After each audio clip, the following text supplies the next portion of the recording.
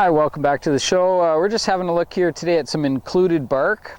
And in the dormancy period, that's the time when you can see inside of a tree and see their branches and the dead wood and the branches that might be rubbing, that sort of thing. But right here, we can also see this tree here has got some fairly major included bark. And what that means is when the bark of the tree starts to grow actually in on itself, what you're really looking for on a tree is you always want your bark, your branches to come down, and then you want to see a ridge, like a bit of a ridge in between the branches.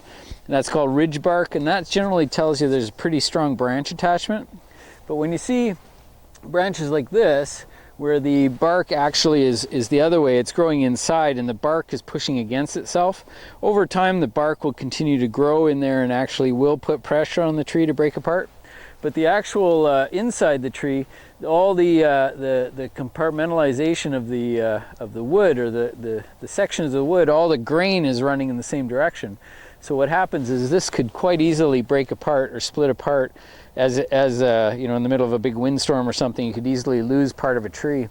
So this tree isn't much you can do about it because it's fairly old now, but when you get younger trees, especially when you're just newly planting, you want to look for stuff like that and eliminate it by correctly removing branches that might be on either side. Like what we probably would have done was kept the central leader and taken off the two side branches back when it was younger. And you wouldn't even notice it, of course. The tree would just be nice and strong in the center. So included bark is one of the things you look for in trees. It's not a stable situation, so you have to be aware of it. It can actually indicate that the tree can be quite dangerous. So heads up on that. Included bark, watch for it and remove it when they're young, when you're first planting. That's it for today.